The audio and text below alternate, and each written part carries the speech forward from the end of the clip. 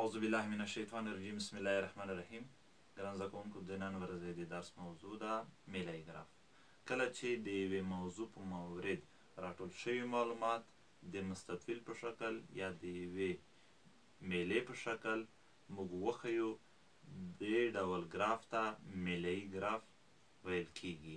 د دې لپاره چې موږ مستطیلي یا میلهیي ګراف رسم کړو، د دې لپاره درې نقطې یا درې ځانګړنې مهمې دي. اول دا چې عنوان یا سرلیک. کله چې موږ میلهیي ګراف جوړوو، موضوع باید په لنډ ډول د ګراف پورته خواته یادداشت شي، ولیکل شي چې میلهیي ګراف د څه شي په مورد دی. دویم د محور مشخصه، په دې معنی چې هر محور باید معلوم شي، یعنی ایکس او وای محور چې د څه شي نمایندګي کوي یا په دې محورونو باندې موږ څه شی ښودلی دي. دریم مقیاس، په دې معنی چې د معلوماتو لپاره کوم واحد په نظر کې نیول شوی دی. معلوماتو لپاره کوم واحد، فرض کړئ د وزن لپاره ګرام، کیلوګرام، کوم واحد. یا مثال د اوږدوالي لپاره متر، سانتي متر، کیلومتر، کوم واحد. دا ډول مقیاس یا واحد باید موږ په نظر کې ونیسو او د میلهیي ګراف ترڅنګ د هغې یادونه وکړو. په یاد ولرئ چې په میلهیي ګراف کې د معلوماتو ځای مهم نه دی، په دې معنی چې میلهیي ګراف کله چې موږ جوړوو نو فرق نه کوي چې موږ اول ټیټ ګراف جوړ کړو، بیا لوړ جوړ کړو، یا اول لوړ جوړ کړو بیا ټیټ جوړ کړو. یا مثال د ټیټ فریکونسۍ والا اول جوړ کړو، د لوړ فریکونسۍ والا وروسته جوړ کړو، یا د لوړ فریکونسۍ اول جوړ کړو، د ټیټ فریکونسۍ والا وروسته جوړ کړو. دا کوم فرق نه کوي.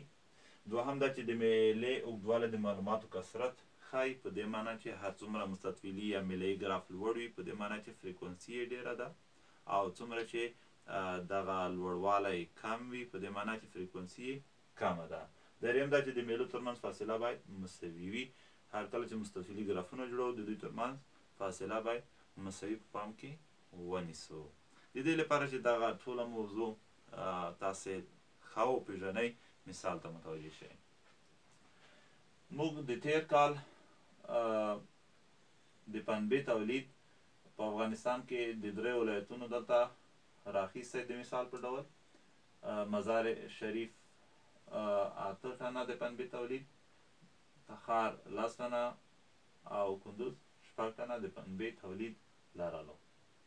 دلته وګورئ چې د ګرافونو نه پورته موږ د تیر کال د پنبې تولید عنوان لیکلی دی، تر څو معلومه شي چې د پنبې تولید کوم ولایت په تیر کال کې ډېر کړی دی او ګراف یې هم واضح وي. وګورئ دلته د ایکس محور موږ ته د ولایتونو نمایندګي کوي، په دې معنی چې ایکس محور باندې موږ ولایتونه ښیو، او د وای محور تولید په ټن سره ښیي، په دې معنی چې د وای محور باندې موږ د پنبې تولید کچه په ټن سره ښودلې ده. او دلته که وګورو د درې واړو میلهیي ګرافونو یا مستطیلي ګرافونو ترمنځ چې کومه فاصله ده، دا هم مساوي په پام کې نیول شوې ده. نو که چیرې دا ډول ګراف جوړ کړو، دې ته به مستطیلي یا میلهیي ګراف وایو.